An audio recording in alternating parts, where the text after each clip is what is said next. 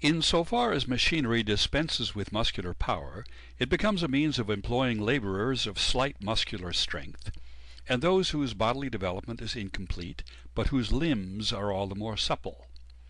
The labor of women and children was, therefore, the first thing sought for by capitalists who used machinery. That mighty substitute for labor and laborers was forthwith changed into a means for increasing the number of wage laborers by enrolling under the direct sway of capital every member of the workman's family without distinction of age or sex. Compulsory work for the capitalist usurped the place not only of the children's play, but also of free labor at home within moderate limits for the support of the family. Footnote 38. Dr. Edward Smith, during the cotton crisis caused by the American Civil War, was sent by the English government to Lancashire, Cheshire, and other places to report on the sanitary condition of the cotton operatives. He reported that from a hygienic point of view, and apart from the banishment of the operatives from the factory atmosphere, the crisis had several advantages. The women now had sufficient leisure to give their infants the breast instead of poisoning them with the so-called Godfrey's cordial. They had time to learn to cook. Unfortunately, the acquisition of this art occurred at a time when they had nothing to cook. But from this we see how capital, for the purposes of its self-expansion, has usurped the labor necessary in the home of the family.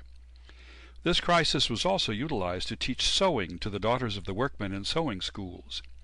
An American Revolution and a universal crisis, in order that the working girls who spin for the whole world might learn to sew. End of footnote 38. The value of labor power was determined not only by the labor time necessary to maintain the individual adult laborer, but also by that necessary to maintain his family. Machinery, by throwing every member of that family onto the labor market, spreads the value of the man's labor power over his whole family. It thus depreciates his labor power. To purchase the labor power of a family of 4 workers may perhaps cost more than it formerly did to purchase the labor power of the head of the family, but in return 4 days' labor takes the place of 1, and their price falls in proportion to the excess of the surplus labor of 4 over the surplus labor of 1. In order that the family may live, 4 people must now not only labor, but expend surplus labor for the capitalist. Thus we see that machinery, while augmenting the human material that forms the principal object of capital's exploiting power, at the same time raises the degree of exploitation. Footnote 39. Quote, "The numerical increase of laborers has been great, through the growing substitution of female for male, and above all of childish for adult labor. 3 girls of 13, at wages of from 6 shillings to 8 shillings a week, have replaced the 1 man of mature age, of wages varying from 18 shillings to 45 shillings. End of quote. From Thomas de Quincey, The Logic of Political Economy, London 1844, note to page 147.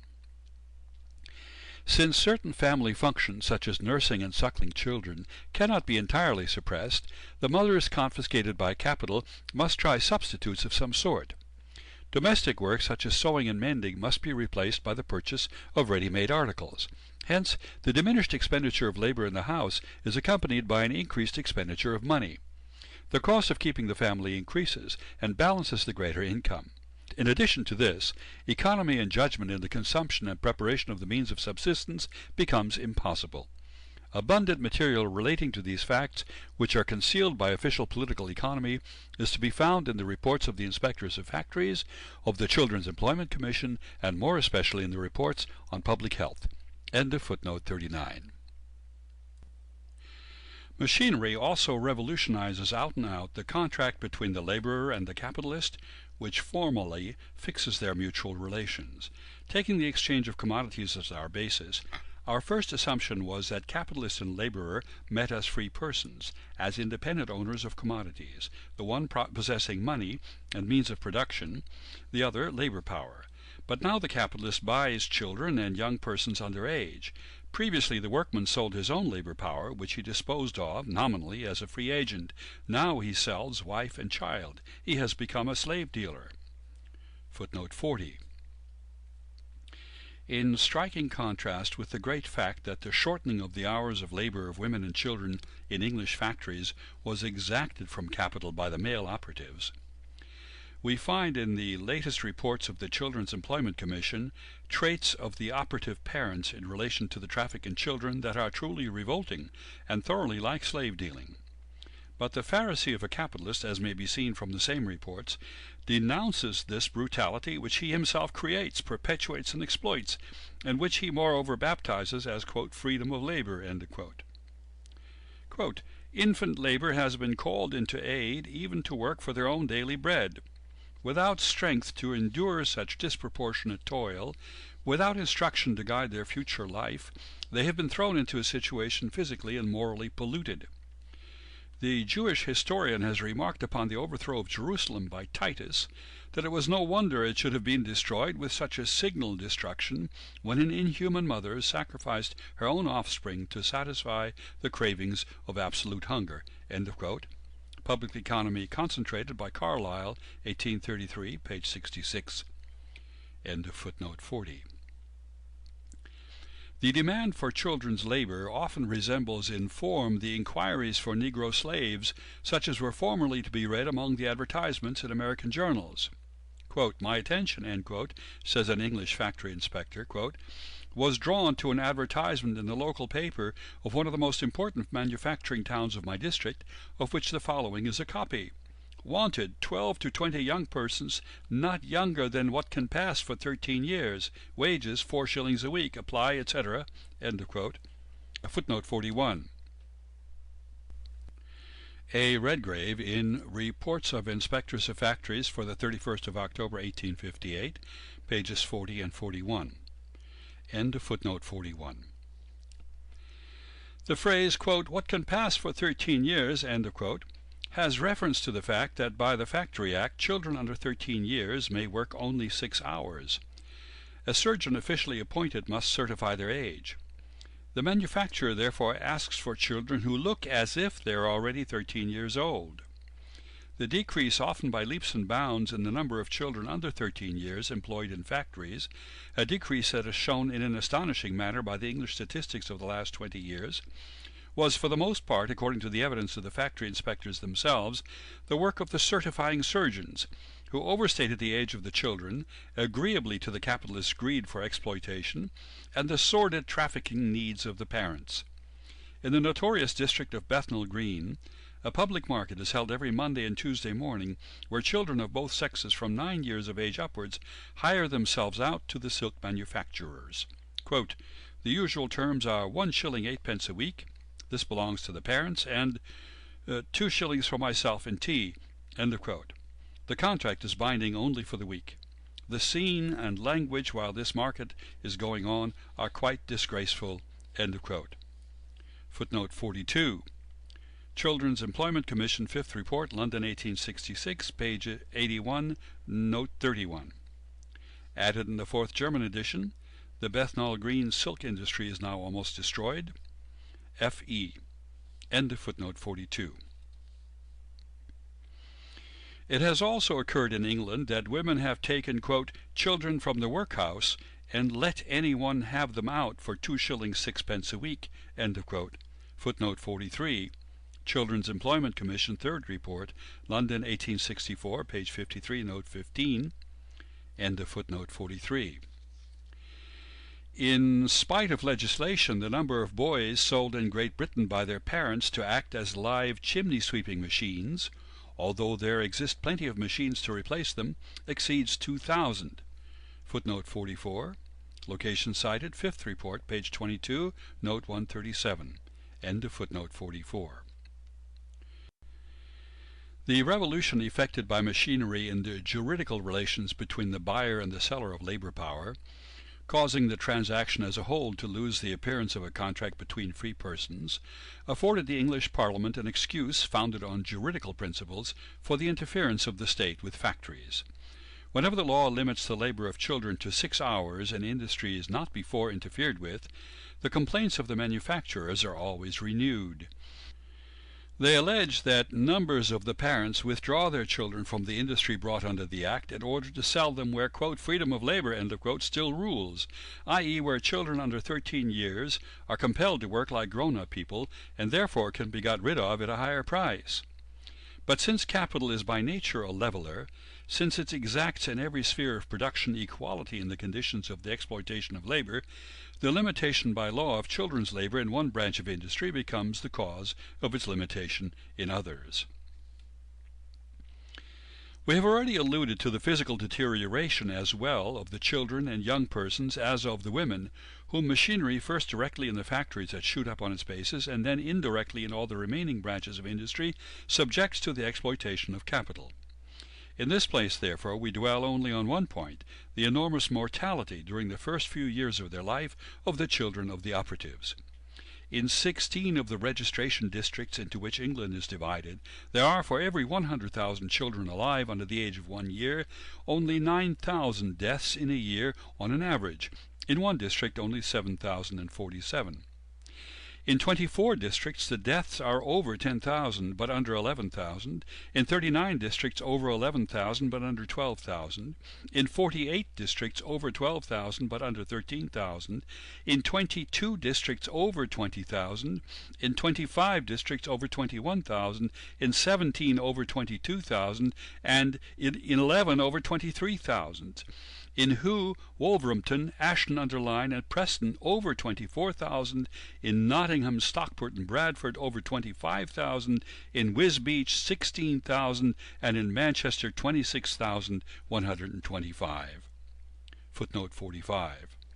Sixth Report on Public Health, London 1864, page 34, end of footnote 45. As was shown by an official medical inquiry in the year 1861, the high death rates are, apart from local causes, principally due to the employment of the mothers away from their homes, and to the neglect and maltreatment consequent on her absence, such as, amongst others, insufficient nourishment, unsuitable food, and dosing with opiates. Besides this, there arises an unnatural estrangement between mother and child, and as a consequence intentional starving and poisoning of the children. Footnote 46.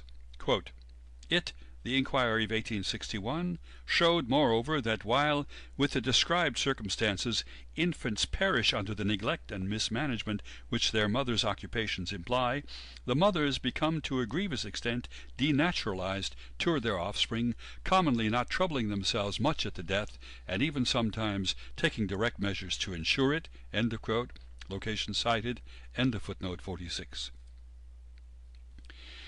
In those agricultural districts, quote, where a minimum in the employment of women exists, the death rate is on the other hand very low. End of quote. Footnote 47. Location cited, page 454. End of footnote 47. The Inquiry Commission of 1861 led, however, to the unexpected result that in some purely agricultural districts bordering on the North Sea, the death rate of children under 1 year old almost equaled that of the worst factory districts. Dr. Julian Hunter was therefore commissioned to investigate this phenomenon on the spot.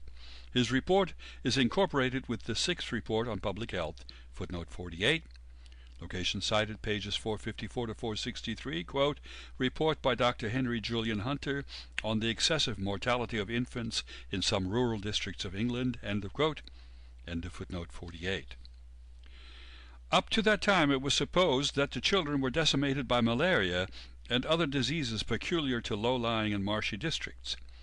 But the inquiry showed the very opposite, namely, that the same cause which drove away malaria, the conversion of the land from a morass in winter and to scanty pasture in summer into fruitful corn land, created the exceptional death rate of the infants. Footnote 49, location cited, page 39 and pages 455 and 456, end of footnote 49. The 70 medical men whom Dr. Hunter examined in that district were, quote, wonderfully in accord, end of quote, on this point. In fact, the revolution in the mode of cultivation had led to the introduction of the industrial system. Married women who work in gangs along with boys and girls are, for a stipulated sum of money, placed at the disposal of the farmer by a man called the undertaker, who contracts for the whole gang. Quote, these gangs will sometimes travel many miles from their own village. They are to be met morning and evening on the roads, dressed in short petticoats with suitable coats and boots, and sometimes trousers, looking wonderfully strong and healthy. but tainted with a customary immorality and heedless of the fatal results which their love of this busy and independent life is bringing on their unfortunate offspring who are pining at home. Footnote 50, location cited, page 456, end of footnote 50. Every phenomenon of the factory districts is here reproduced, including, but to a greater extent, ill-disguised infanticide and dosing children with opiates. Footnote 51. In the agricultural as well as in the factory districts, the consumption of opium among the grown-up laborers, both male and female, is extending daily. Quote, "To push the sale of opiate is the great aim of some enterprising wholesale merchants. By druggists it is considered the leading article." End of quote. Location cited, page 459. Infants that take opiates, quote, "shrank up into little old men," end of quote, or, quote, "wizened like little monkeys," end of quote. Location cited, page 460.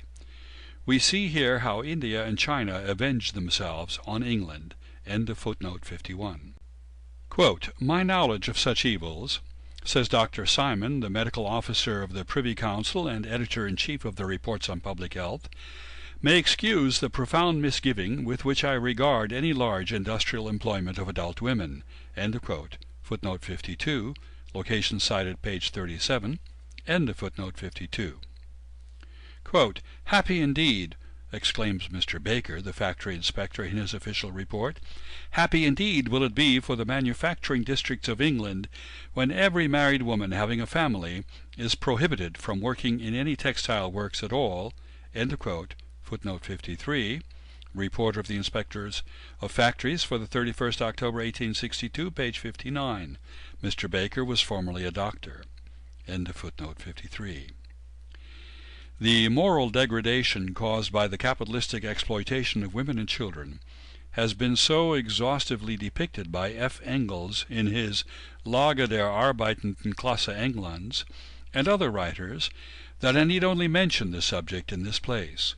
But the intellectual desolation artificially produced by converting immature human beings into mere machines for the fabrication of surplus value, a state of mind clearly distinguishable from that natural ignorance which keeps the mind fallow without destroying its capacity for development, its natural fertility, this desolation finally compelled even the English Parliament to make elementary education a compulsory condition to the so-called productive employment of children under 14 years in every industry subject to the Factory Acts. The spirit of capitalist production stands out clearly in the ludicrous wording of the so-called education clauses in the Factory Acts, in the absence of an administrative machinery, an absence that again makes the compulsion illusory, in the opposition of the manufacturers themselves to these education clauses, and in the tricks and dodges they put in practice for evading them.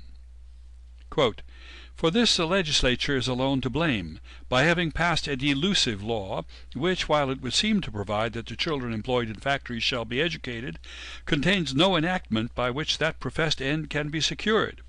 It provides nothing more than that the children shall on certain days of the week, and for a certain number of hours, 3 in each day, be enclosed within the 4 walls of a place called a school, and that the employer of the child shall receive weekly a certificate to that effect, signed by a person designated by the subscriber as a schoolmaster or schoolmistress." End of quote. Footnote 54. L. Horner in Reports of Inspector of Factories for 30th June 1857, page 17. End of footnote 54. Previous to the passing of the amended Factory Act 1844, it happened not unfrequently that the certificates of attendance at school were signed by the schoolmaster or schoolmistress with a cross, as they themselves were unable to write. Quote, "On one occasion, on visiting a place called a school, from which certificates of school attendance had issued, I was so struck with the ignorance of the master that I said to him, 'Pray, sir, can you read?' His reply was, 'Aye, summat,' and as a justification of his right to grant certificates he added, 'At any rate I am before my scholars.'" End of quote. The inspectors, when the bill of 1844 was in preparation, did not fail to represent the disgraceful state of the places called schools, certificates from which they were obliged to admit as a compliance with the laws, but they were successful only in obtaining thus much, that since the passing of the Act of 1845, the figures in the school certificate must be filled up in the handwriting of the schoolmaster, who must also sign his Christian and surname in full.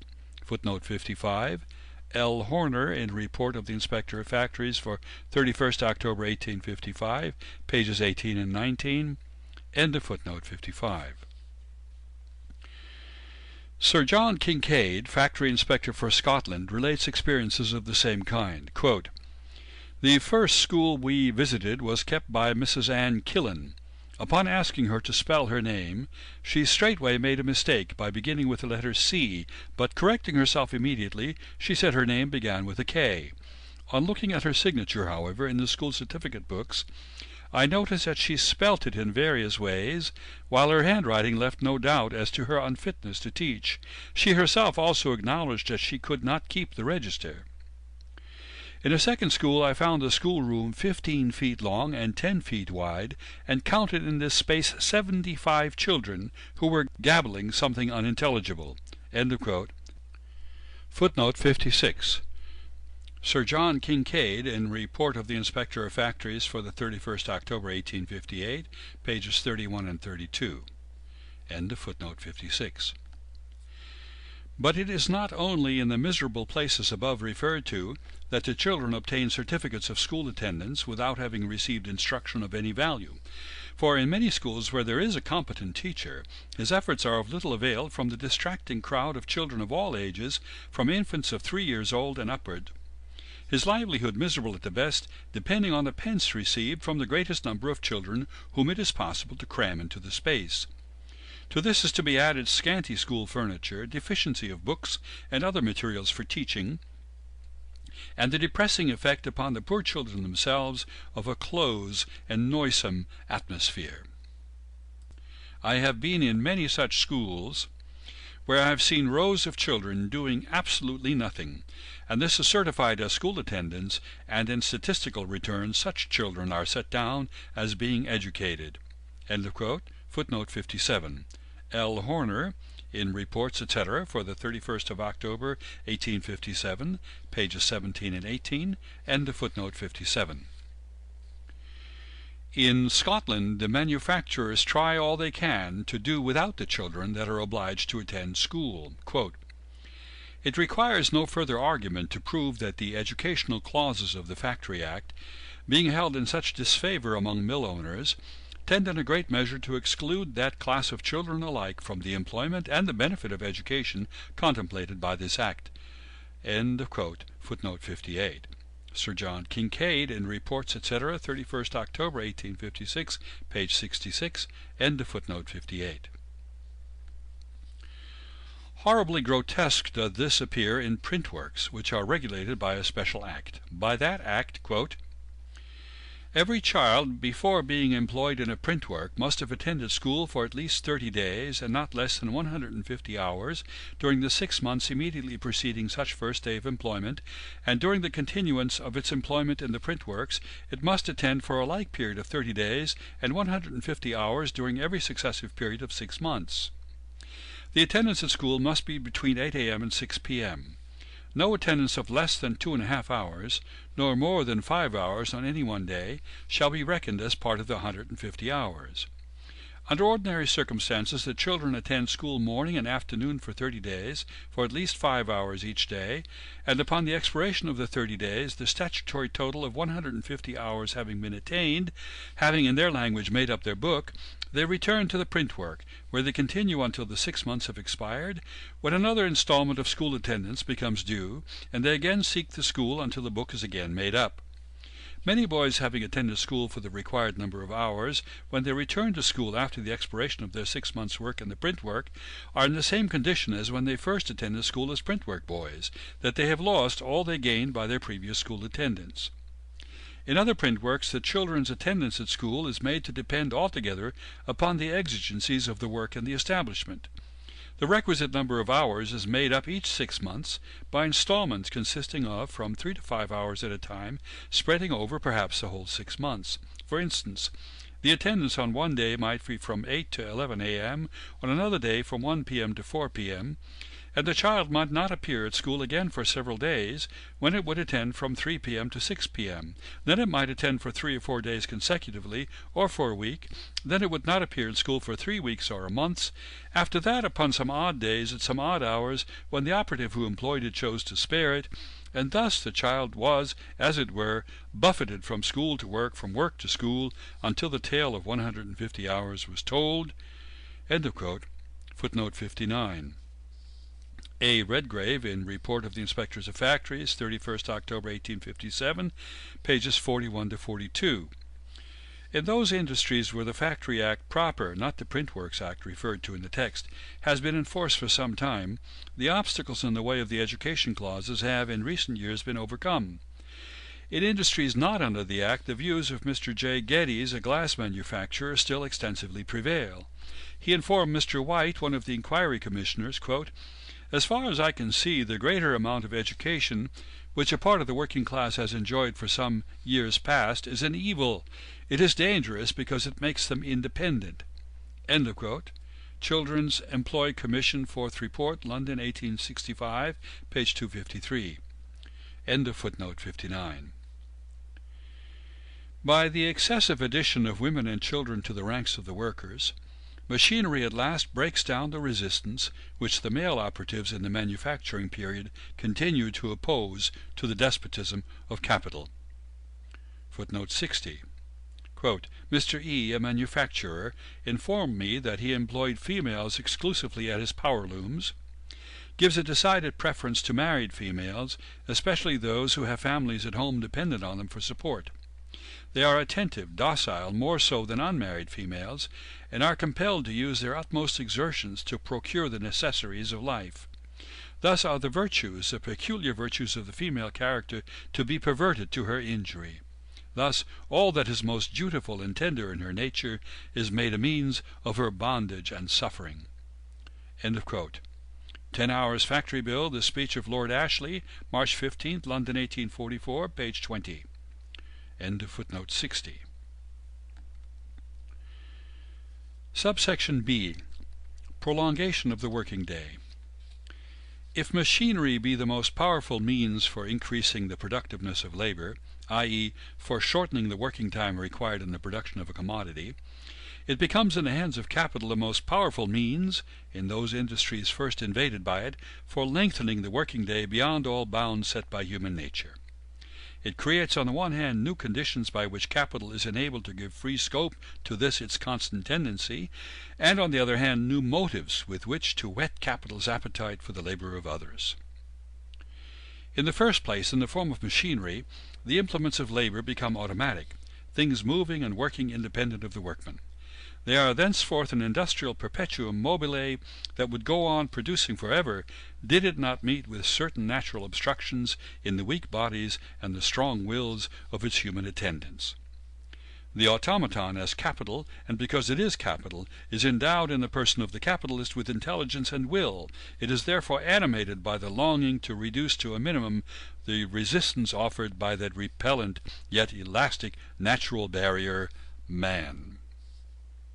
Footnote 61. Quote, "Since the general introduction of machinery, human nature has been forced far beyond its average strength." End of quote. Robert Owen, Observations on the Effects of the Manufacturing System, 2nd edition, London, 1817. End of footnote 61. This resistance is moreover lessened by the apparent lightness of machine work, and by the more pliant and docile character of the women and children employed on it. Footnote 62.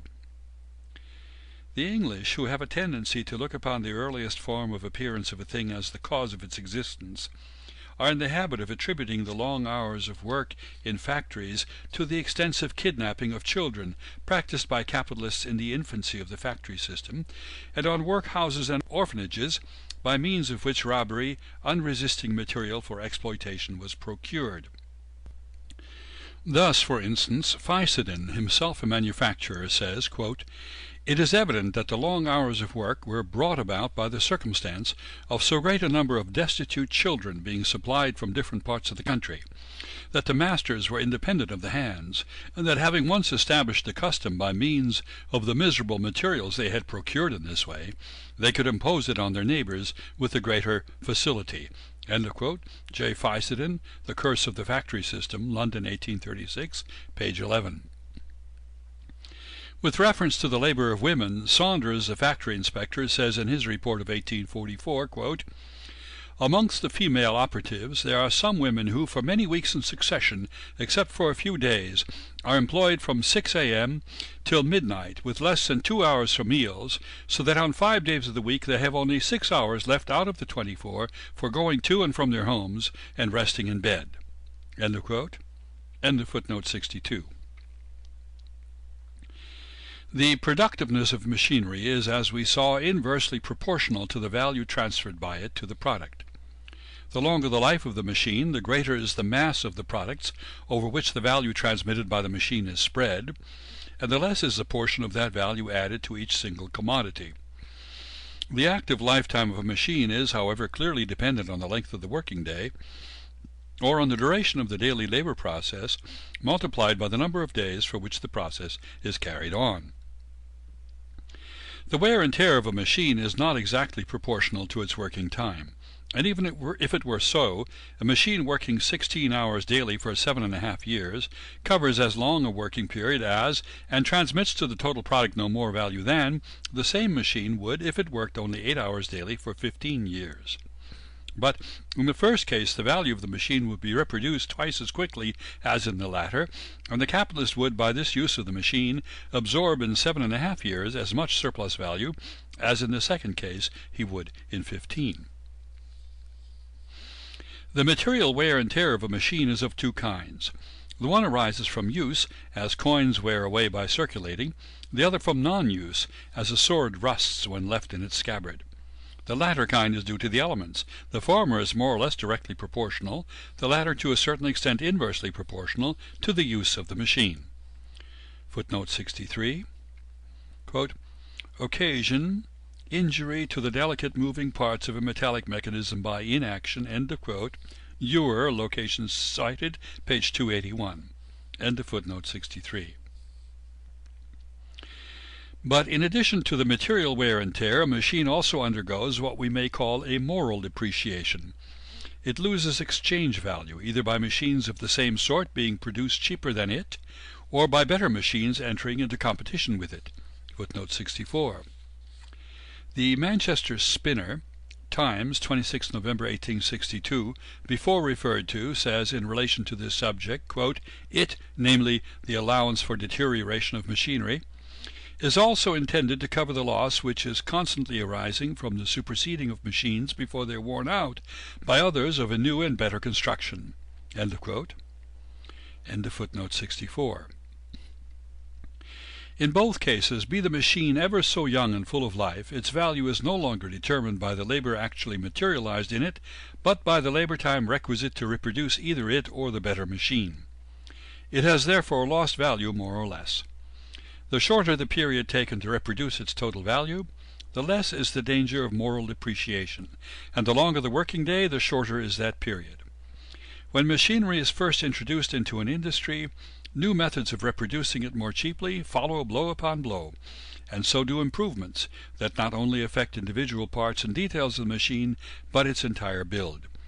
It is therefore in the early days of the life of machinery that this special incentive to the prolongation of the working day makes itself felt most acutely. Footnote 65. Quote, "It has been estimated roughly that the first individual of a newly invented machine will cost about 5 times as much as the construction of the second." End of quote. Babbage, location cited, page 349. End of footnote 65. Footnote 66. Quote, "The improvements which took place not long ago in frames for making patent net were so great that a machine in good repair which had cost £1,200 sold a few years after for £60. Improvements succeeded each other so rapidly that machines which had never been finished were abandoned in the hands of their makers because new improvements had superseded their utility." End of quote. Babbage, location cited, page 233. In these stormy go-ahead times, therefore, the tulle manufacturers soon extended the working day by means of double sets of hands from the original 8 hours to 24. End of footnote 66. Given the length of the working day, all other circumstances remaining the same, the exploitation of double the number of workmen demands not only a doubling of that part of constant capital which is invested in machinery and buildings, but also of that part which is laid out in raw material and auxiliary substances.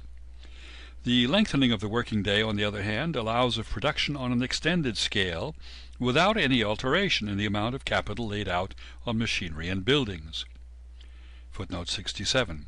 Quote, "It is self-evident that amidst the ebbings and flowings of the markets and the alternate expansions and contractions of demand, occasions will constantly recur in which the manufacturer may employ additional floating capital without employing additional fixed capital.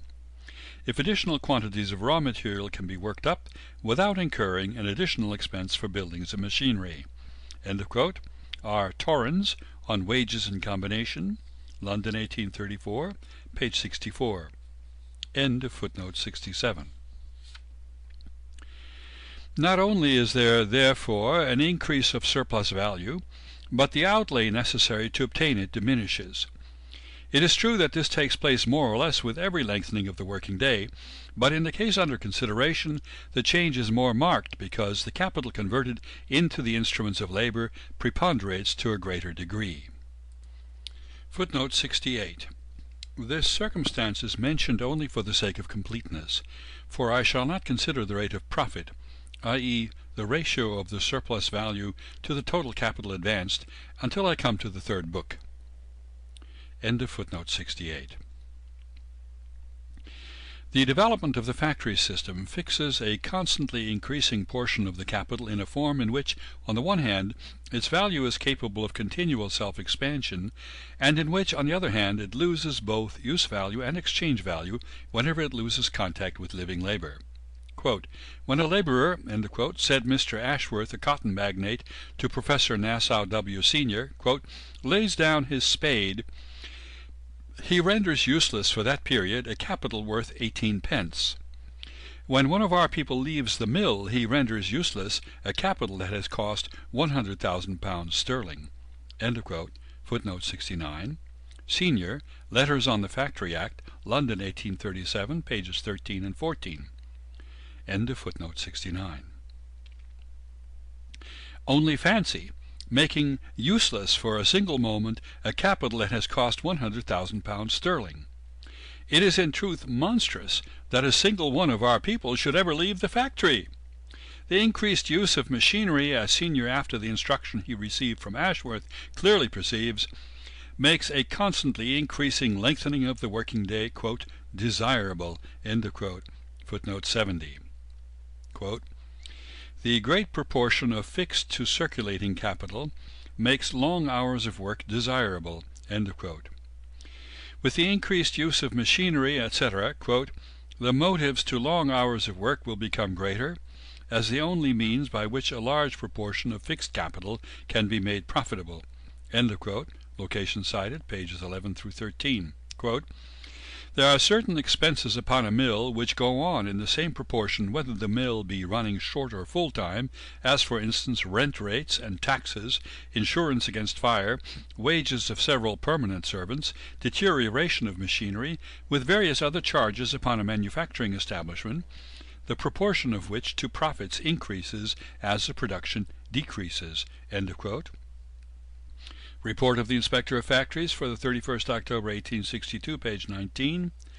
End of footnote 70.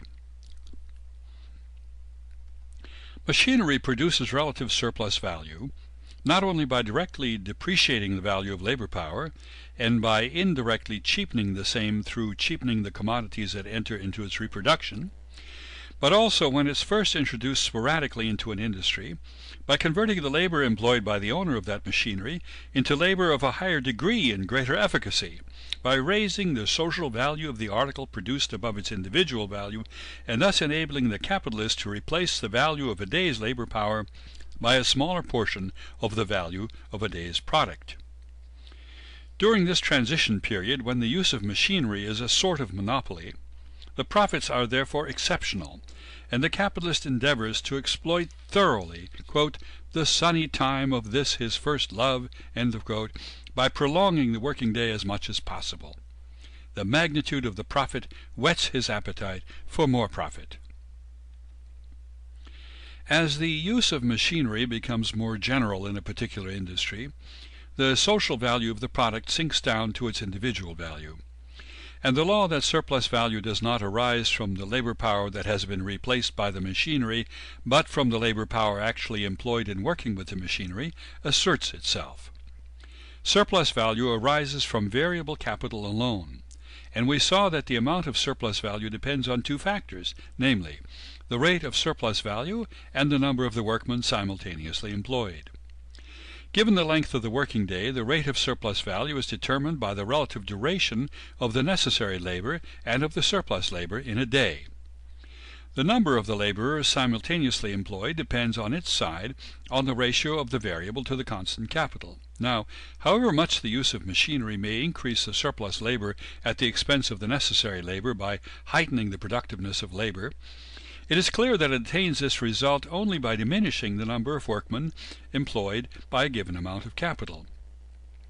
It converts what was formerly variable capital, invested in labor power, into machinery which, being constant capital, does not produce surplus value. It is impossible, for instance, to squeeze as much surplus value out of 2 as out of 24 laborers.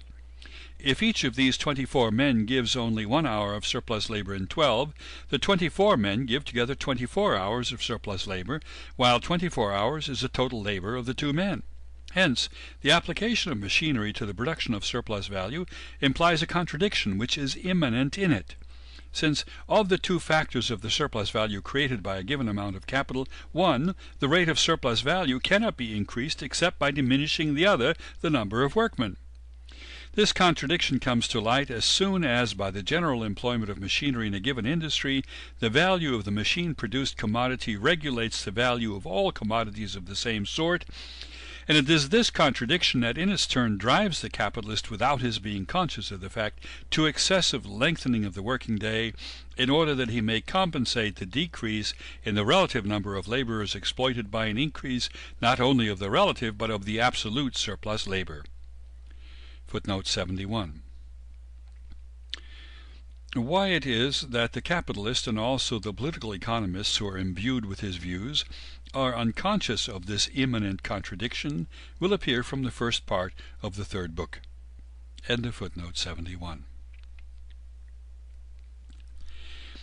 If then the capitalistic employment of machinery, on the one hand, supplies new and powerful motives to an excessive lengthening of the working day, and radically changes as well the methods of labor as also the character of the social working organism in such a manner as to break down all opposition to this tendency, on the other hand, it produces, partly by opening out to the capitalist new strata of the working class previously inaccessible to him, partly by setting free the laborers it supplants, a surplus working population, which is compelled to submit to the dictation of capital. Footnote 72. It is one of the greatest merits of Ricardo to have seen in machinery not only the means of producing commodities, but of creating a, quote, redundant population, end of quote. End of footnote 72. Hence that remarkable phenomenon in the history of modern industry, that machinery sweeps away every moral and natural restriction on the length of the working day. Hence, too, the economic paradox that the most powerful instrument for shortening labor time becomes the most unfailing means for placing every moment of the laborer's time and that of his family at the disposal of the capitalist for the purpose of expanding the value of his capital. If, dreamed Aristotle, the greatest thinker of antiquity, quote, if every tool when summoned, or even of its own accord, could do the work that befits it, just as the creations of Daedalus moved of themselves, or the tripods of Hephaestus went of their own accord to their sacred work, if the weavers' shuttles were to weave of themselves, then there would be no need either of apprentices for the master workers or of slaves for the lords. End of quote. Footnote 73. F. Bise, Die Philosophie des Aristoteles, Volume 2, Berlin 1842, page 408, end of footnote 73. And Antipatros, a Greek poet of the time of Cicero, hailed the invention of the water wheel for grinding corn, an invention that is the elementary form of all machinery, as the giver of freedom to female slaves and the bringer back of the golden age. Footnote 74. I give below the translation of this poem by Stolberg because it brings into relief, quite in the spirit of former quotations referring to division of labor, the antithesis between the views of the ancients and the moderns. Quote, "Spare the hand that grinds the corn, O miller girls, and softly sleep. Let Chanticleer announce the morn in vain. Dio has commanded the work of the girls to be done by the nymphs, and now they skip lightly over the wheels, so that the shaken axles revolve with their spokes and pull round the load of the revolving stones. Let us live the life of our fathers, and let us rest from work and enjoy the gifts that the goddess sends us." Schonet der malenden Hand, O Müllerinnen, und schlafet sanft, es verkünde der Hahn euch den Morgen umsonst. Deo hat die Arbeit der Mädchen den Nymphen befohlen, und itzt hüpfen sie leicht über die Räder dahin, dass die erschütterten Achsen mit ihren Speichen sich wälzen und im Kreise die Last drehen des wälzenden Steins. Lasst uns leben das Leben der Väter, und lasst uns der Gaben arbeitslos uns freuen, welche die Göttin uns schenkt. Gedichte aus dem Griechischen übersetzt von Christian Graf zu Stolberg, Hamburg 1782, end of footnote 74. Oh, those heathens! They understood, as the learned Bastiat, and before him the still wiser Manicolaus have discovered, nothing of political economy and Christianity. They did not, for example, comprehend that machinery is the surest means of lengthening the working day. They perhaps excused the slavery of one on the grounds that it was a means to the full development of another. But to preach slavery of the masses, in order that a few crude and half-educated parvenus might become, quote, eminent spinners or extensive sausage-makers and influential shoe-black dealers, to do this they lacked the bump of Christianity. The immoderate lengthening of the working day, produced by machinery in the hands of capital, leads to a reaction on the part of society, the very sources of whose life are menaced, and thence to a normal working day whose length is fixed by law. Thenceforth a phenomenon that we have already met with, namely the intensification of labor, develops into great importance. Our analysis of absolute surplus value had reference primarily to the extension or duration of the labor, its intensity being assumed as given. We now proceed to consider the substitution of a more intensified labor for labor of a more extensive duration and the degree of the former. It is self-evident that in proportion as the use of machinery spreads and the experience of a special class of workmen habituated to machinery accumulates, the rapidity and intensity of labor increase as a natural consequence.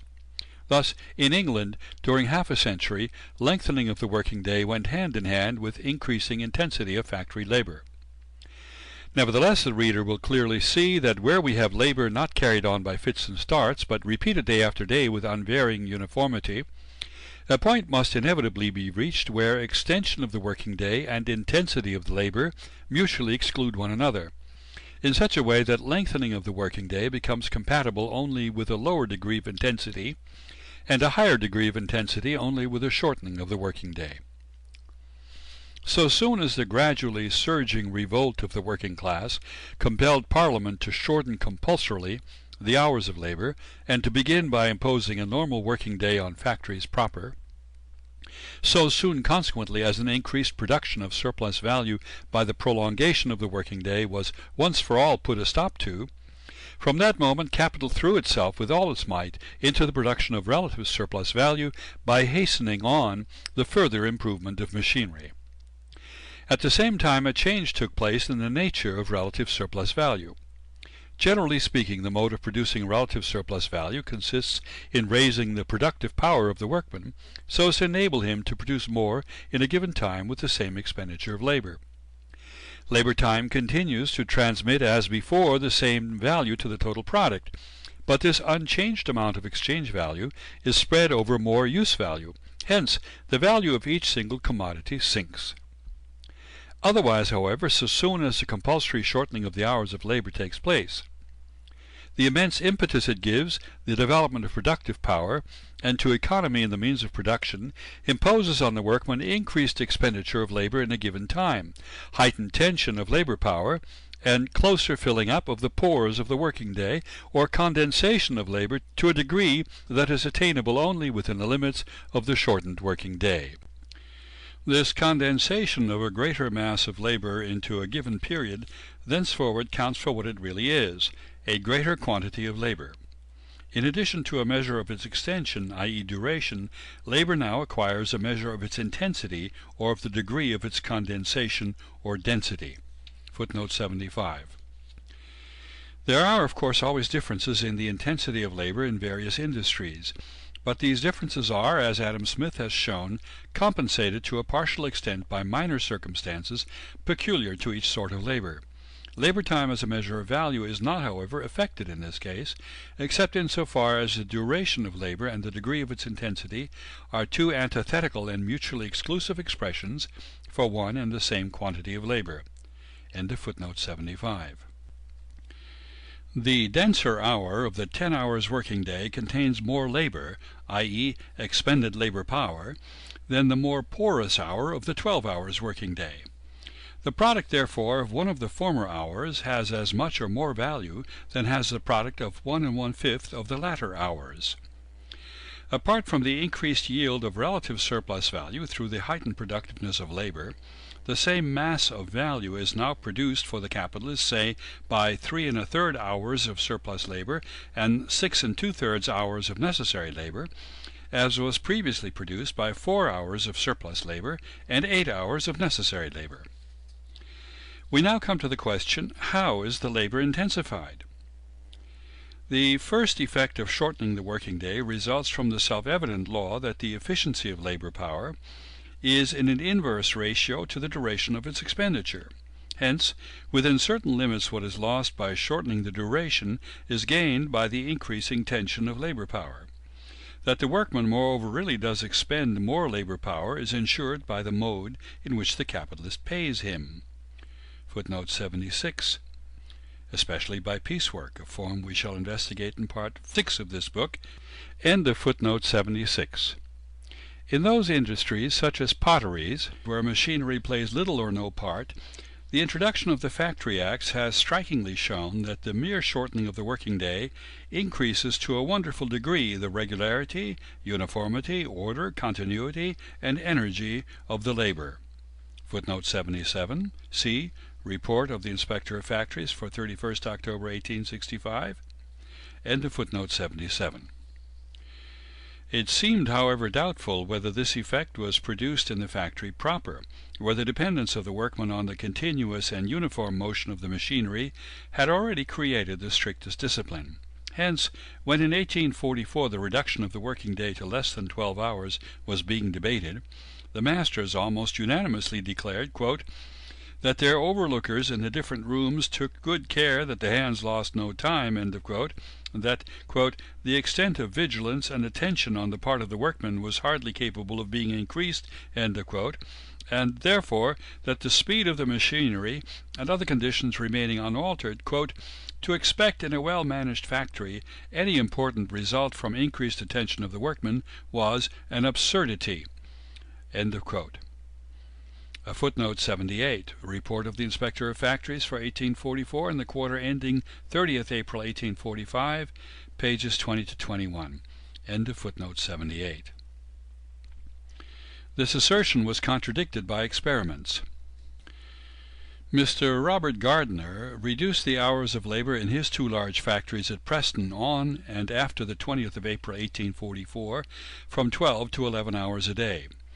The result of about a year's working was that, quote, the same amount of product for the same cost was received, and the workpeople as a whole earned in 11 hours as much wages as they did before in 12. End of quote. Footnote 79.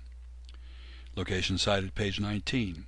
Since the wages for piecework were unaltered, the weekly wages depended on the quantity produced. End of footnote 79.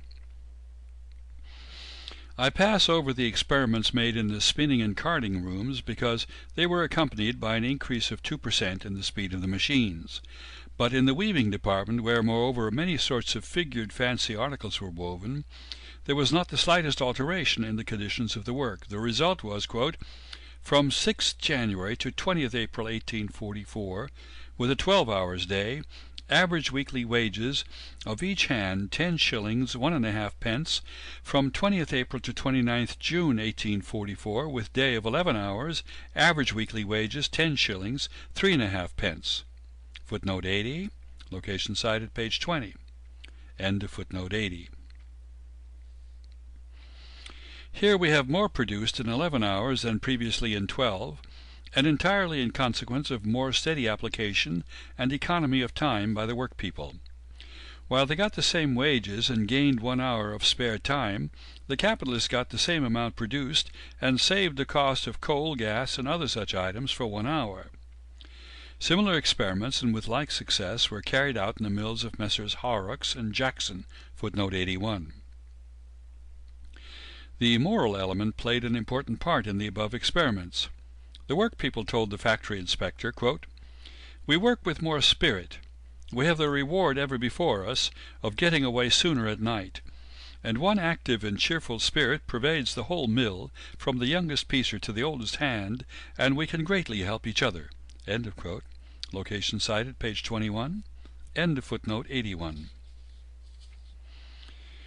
The shortening of the hours of labor creates, to begin with, the subjective conditions for the condensation of labor, by enabling the workman to exert more strength in a given time.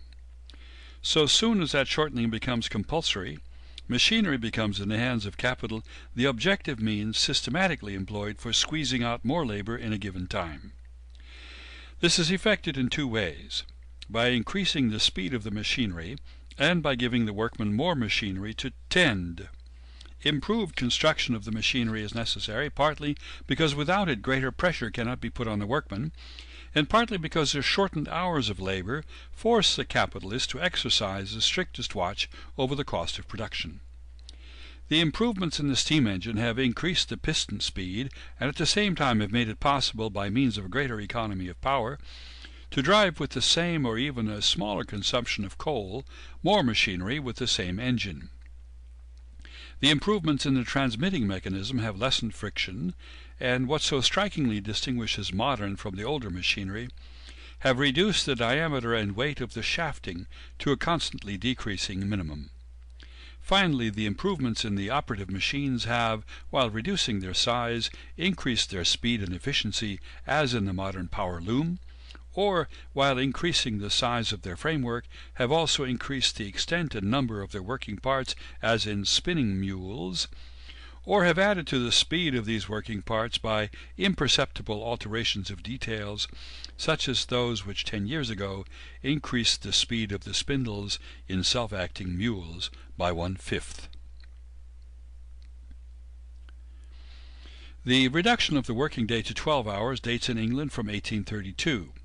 In 1836 a manufacturer stated, quote, "The labor now undergone in the factories is much greater than it used to be, compared with 30 or 40 years ago, owing to the greater attention and activity required by the greatly increased speed which is given to the machinery."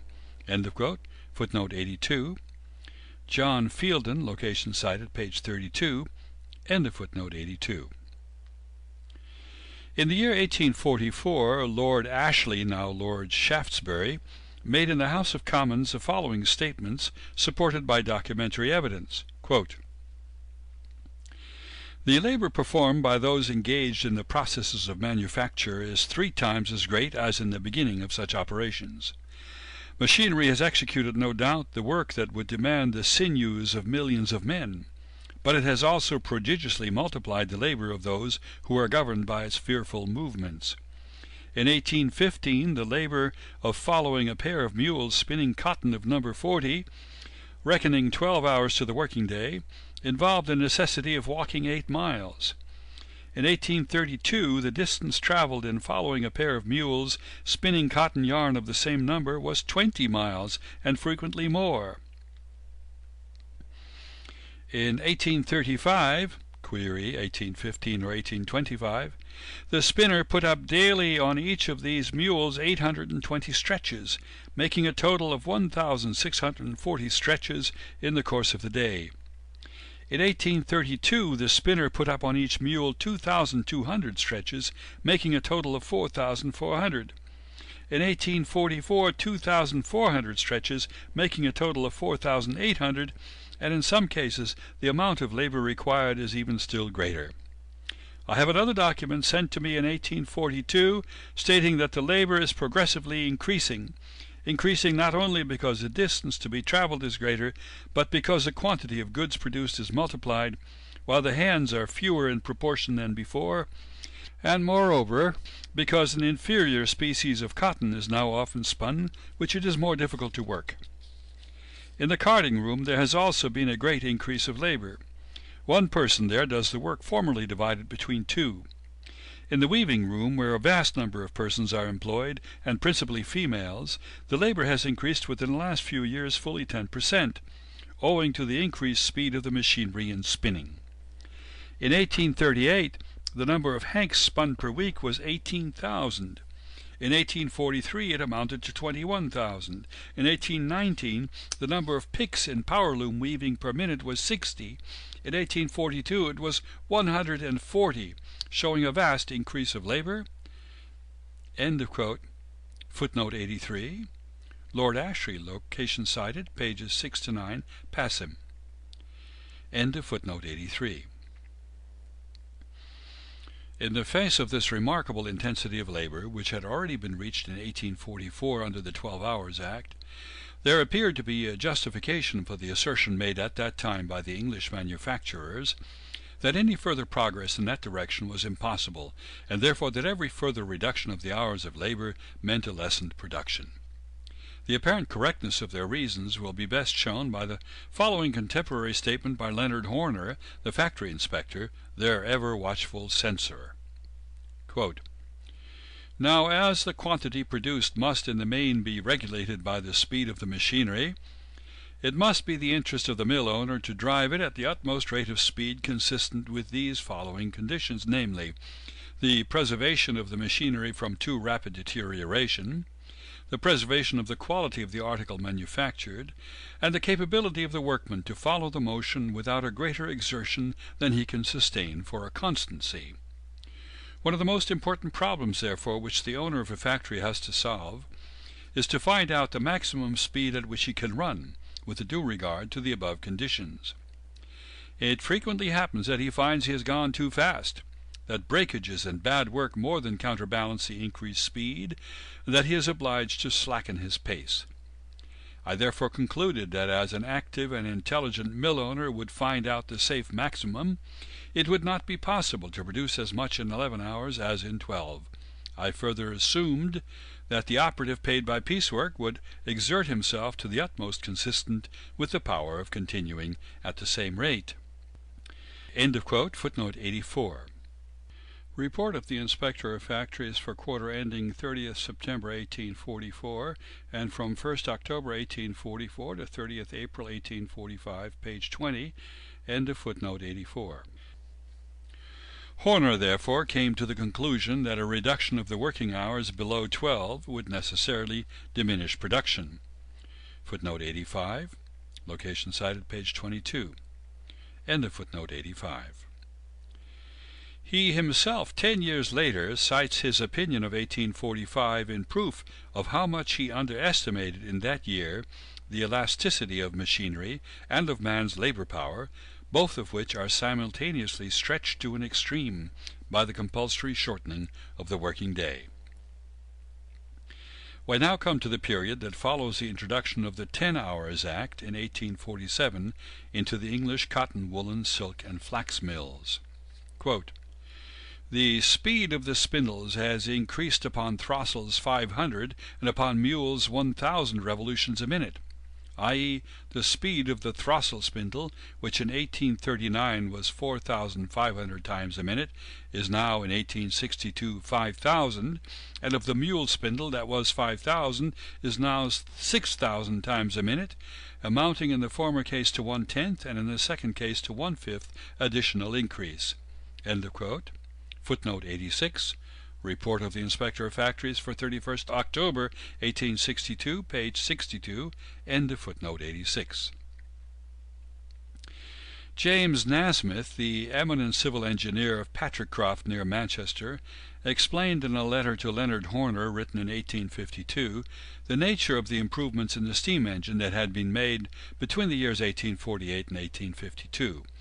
After remarking that the horsepower of steam engines, being always estimated in the official returns according to the power of similar engines in 1828, is only nominal, footnote 87, this was altered in the parliamentary return of 1862. In it the actual horsepower of the modern steam engines and water wheels appears in place of the nominal. The doubling spindles, too, are no longer included in the spinning spindles, as was the case in the returns of 1839, 1850, and 1856. Further, in the case of woolen mills, the number of gigs is added, a distinction made between jute and hemp mills on the one hand and flax mills on the other, and finally stocking weaving is for the first time inserted in the report. End of footnote 87. And can serve only as an index of their real power, he goes on to say, quote, I am confident that from the same weight of steam engine machinery we are now obtaining at least 50% more duty or work performed on the average, and that in many cases the identical steam engines which in the days of the restricted speed of 220 feet per minute yielded 50 horsepower are now yielding upward of 100. The modern steam engine of 100 horsepower is capable of being driven at a much greater force than formerly, arising from improvements in its construction, the capacity and construction of the boilers, etc. Although the same number of hands are employed in proportion to the horsepower as at former periods, there are fewer hands employed in proportion to the machinery. End of quote. Footnote 88. Report of the Inspector of Factories for 31st October 1856, pages 13 through 14, 20, and 1852, page 23. End of footnote 88. Quote, in the year 1850, the factories of the United Kingdom employed 134,217 nominal horsepower to give motion to 25,638,716 spindles and 301,445 looms. The number of spindles and looms in 1856 was respectively 33,503,580 of the former and 369,205 of the latter, which, reckoning the force of the nominal horsepower required to be the same as in 1850, would require a force equal to 175,000 horses, but the actual power given in the return for 1856 is 161,435, less by above 10,000 horses than, calculating upon the basis of the return of 1850, the factories ought to have required in 1856.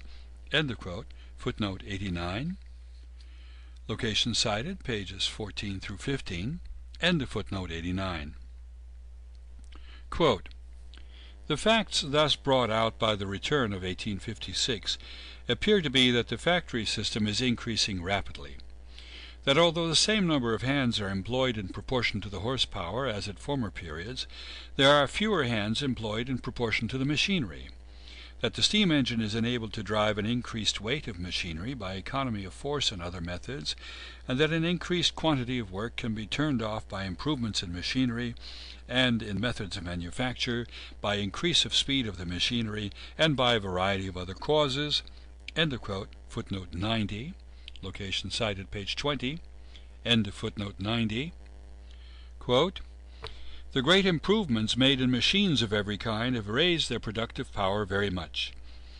Without any doubt, the shortening of the hours of labor gave the impulse to these improvements.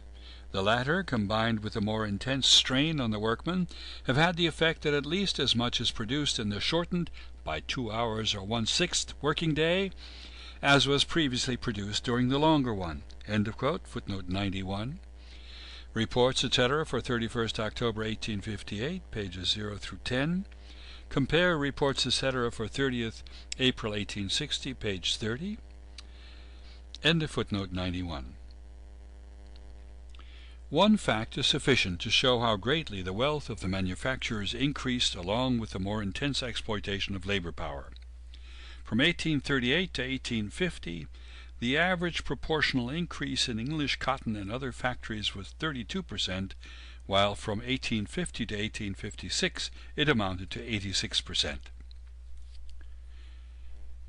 But however great the progress of English industry had been during the 8 years from 1848 to 1856 under the influence of a working day of 10 hours, it was far surpassed during the next period of 6 years from 1856 to 1862. In silk factories, for instance, there were in 1856 spindles in the number of 1,093,799. In 1862, 1,388,544. In 1856, looms in the amount of 9,260. In 1862, 10,709. But the number of operatives was, in 1856, 56,131. In 1862, 52,429. The increase in the spindles was therefore 26.9%, and in the looms 15.6%, while the number of the operatives decreased 7%. In the year 1850 there were employed in worsted mills 875,830 spindles. In 1856, 1,324,549, an increase of 51.2%. And in 1862, 1,289,172, a decrease of 2.7%. But if we deduct the doubling spindles that figure in the numbers for 1856 but not in those for 1862, it will be found that after 1856 the number of spindles remained nearly stationary. On the other hand, after 1850 the speed of the spindles and looms was in many cases doubled. The number of power looms in worsted mills was in 1850 32,617, in 1856 38,956, in 1862 43,048. The number of the operatives was in 1850 79,737, in 1856 87,794, in 1862 86,063. Included in these, however, the children under 14 years of age were, in 1850, 9,956, in 1856, 11,228, in 1862, 13,178. In spite, therefore, of the greatly increased number of looms in 1862 compared with 1856, the total number of the workpeople employed decreased, and that of the children exploited increased. Footnote 92. Reports of the Inspector of Factories for 31st October 1862, pages 100 and 130. End of footnote 92. On the 27th of April 1863, Mr. Ferrand said in the House of Commons, quote, "I have been informed by delegates from 16 districts of Lancashire and Cheshire, in whose behalf I speak, that the work in the factories is, in consequence of the improvements in machinery, constantly on the increase. Instead of, as formerly, one person with 2 helps tinting 2 looms, one person now tents 3 looms without helps, and it is no uncommon thing for one person to tent 4. 12 hours' work, as is evident from the facts adduced, is now compressed into less than 10 hours. It is therefore self-evident to what an enormous extent the toil of the factory operative has increased during the last 10 years. End of quote. Footnote 93. On 2 modern power looms a weaver now makes in a week of 60 hours 26 pieces of a certain quality, length, and breadth, while on the old power looms he could make no more than 4 such pieces. The cost of weaving a piece of such cloth had already soon after 1850 fallen from 2 shillings 9 pence to 5 1/8 pence. Quote, 30 years ago, 1841, one spinner with 3 placers was not required to attend to more than 1 pair of mules with 300 to 324 spindles. At the present time, 1871, he has to mind with the help of 5 piecers 2,200 spindles, and produces not less than 7 times as much yarn as in 1841. End of quote. Alex Redgrave, factory inspector in the Journal of Arts, 5th January 1872. End of footnote 93. Although, therefore, the factory inspectors unceasingly and with justice commend the results of the Acts of 1844 and 1850, yet they admit that the shortening of the hours of labor has already called forth such an intensification of the labor as is injurious to the health of the workman and to his capacity for work. Quote, in most of the cotton worsted and silk mills, an exhausting state of excitement necessary to enable the workers satisfactorily to mind the machinery, the motion of which has been greatly accelerated within the last few years, seems to me not unlikely to be one of the causes of that excess of mortality from lung disease which Dr. Greenhow has pointed out in his recent report on this subject. Footnote 94. Report of the Inspector of Factories for 31st October 1861, pages 25 and 26. End of footnote 94. There cannot be the slightest doubt that the tendency that urges capital, so soon as a prolongation of the hours of labor is once for all forbidden, to compensate itself by a systematic heightening of the intensity of labor, and to convert every improvement in machinery into a more perfect means of exhausting the workman, must soon lead to a state of things in which a reduction of the hours of labor will again be inevitable. Footnote 95. The agitation for a working day of 8 hours has now, in 1867, begun in Lancashire among the factory operatives. End of footnote 95. On the other hand, the rapid advance of English industry between 1848 and the present time, under the influence of a day of 10 hours, surpasses the advance made between 1833 and 1847, when the day was 12 hours long, by far more than the latter surpasses the advance made during the half-century after the first introduction of the factory system, when the working day was without limits. Footnote 96. The following few figures indicate the increase in the so-called factories of the United Kingdom since 1848. In cotton yarn in 1848 exported were 135,831,162 pounds of weight. In 1851 the quantity exported was 143,966,106 pounds of weight. In 1860, the quantity exported was 197,343,655 pounds of weight, and in 1865 the quantity exported was 103,751,455 pounds of weight. Of sewing thread, in 1848 the quantity exported is not available. In 1851, the quantity exported was 4,392,176 pounds of weight.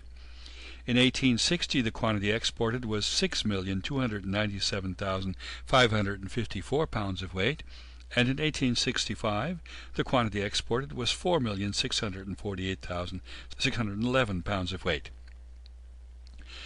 In cotton cloth, the quantity exported in 1848 was 1,091,373,930 yards. In 1851 it was 1,543,161,789 yards.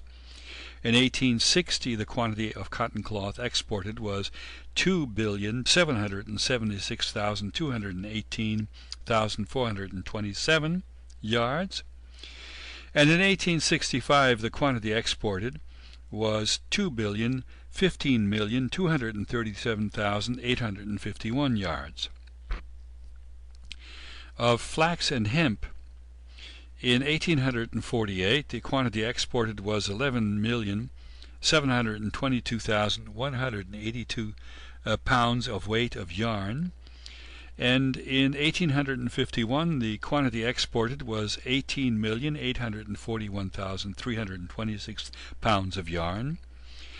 In 1860, the quantity exported was 31,210,612 pounds of yarn, and in 1865 the quantity exported was 36,777,334 pounds of yarn. Of flax and hemp cloth, in 1848, 88,901,519 yards were exported. In 1851, the export of cloth was 129,106,753 yards. In 1860, it was 143,996,773 yards, and in 1865, it was 247,012,529 yards of flax and hemp cloth. In silk yarn, in 1848, the quantity exported was 466,825 pounds of yarn. In 1851, the quantity exported was 462,513. In 1860, the quantity exported was 897,402 pounds of yarn. And in 1865, the quantity exported of silk yarn was 812,589 pounds of yarn. Of silk cloth, the number for 1848 is not available. In 1851, the export consisted of 1,181,455 yards of silk cloth. In 1860, it was 1,307,293 yards of silk cloth, and in 1865, it was 2,869,837 yards of silk cloth. Of wool, woolen and worsted yarns, for 1848 there are no numbers. For 1851, the export was 14,670,880 pounds of woolen and worsted yarns. In 1860, the quantity exported was 27,533,968 pounds of woolen and worsted yarns. And in 1865, the quantity exported was 31,669,267 pounds of yarn. Wool cloth, for 1848 there are no numbers. In 1851, the quantity of woolen cloth exported was 151,231,153 yards. In 1860, the quantity exported was 190,371,507 yards, and in 1865 the quantity exported was 278,837,418 yards of woolen cloth. In cotton, turning to the value of the exports, in 1848, the value of exported cotton yarn was 5,927,831 pounds sterling. In 1851, it was 6,634,026 pounds sterling. In 1860, the value of exported cotton yarn was 9,870,875 pounds sterling. And in 1865, the value of exported cotton yarn was 10,351,049 pounds sterling. The value of exported cotton cloth in 1848 was 16,753,369 pounds sterling. In 1851, the value of exported cotton cloth was 23,454,810 pounds sterling. In 1860, the value of exported cotton cloth was 42,141,505 pounds sterling, and in 1865 it was 46,903,796 pounds sterling, the value of exported cotton cloth. For flax and hemp, in 1848, the value of the exported yarn was 493,449 pounds sterling. In 1851, it was 951,426 pounds sterling. and in 1860 it was £1,801,272 sterling, and in 1865 it was £2,505,497 sterling, being the value of exported flax and hemp yarn. For flax and hemp cloth, the number in 1848 was £2,802,789 sterling, being the value of exported cloth. In 1851, the value of exported flax and hemp cloth rose to £4,107,396 sterling. In 1860, it was £4,804,803 sterling. And in 1865, the value of exported flax and hemp cloth was £9,155,358 sterling. For silk, the value of silk yarn exported in 1848 was £77,789 sterling. In 1851, it was £196,380 sterling. In 1860, it was £826,107 sterling, and in 1865 the value of exported silk yarn was £768,064 sterling. For silk cloth there are no numbers for 1848. In 1851 the value of the exported silk cloth was £1,130,398 sterling. In 1860 the value was £1,587,303 sterling, and in 1865 the value of exported silk cloth was £1,409,221 sterling. Turning to wool, the value of exported wool yarn in 1848 was £776,975 sterling. In 1851 it was £1,484,544 sterling. In 1860 the value of exported wool yarn was £3,843,450 sterling, and in 1865 the value of exported wool yarn was £5,424,047 sterling. Exports of wool cloth in 1848 were valued at £5,733,828 sterling. In 1851, exports of wool cloth were valued at £8,377,183 sterling. By 1860, the value of exported wool cloth stood at £12,156,998 sterling, and in 1865 the value of exported wool cloth stood at £20,102,259 sterling. See the Blue Book Statistical Abstract of the United Kingdom, numbers 8 and 13, London 1861 and 1866.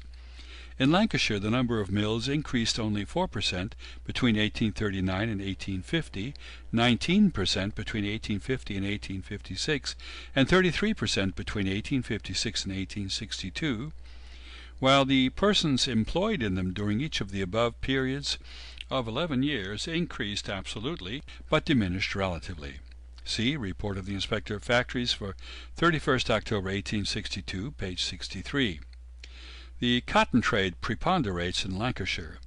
We may form an idea of the stupendous nature of the cotton trade in that district when we consider that of the gross number of textile factories in the United Kingdom, it absorbs 45.2%, and of the spindles 83.3%, of the power looms 81.4%, of the mechanical horsepower 72.6%, and of the total number of persons employed 58.2%. Location cited, pages 62 to 63, end of footnote 96. End of Chapter 15, Section 3 of Kapital, Volume 1.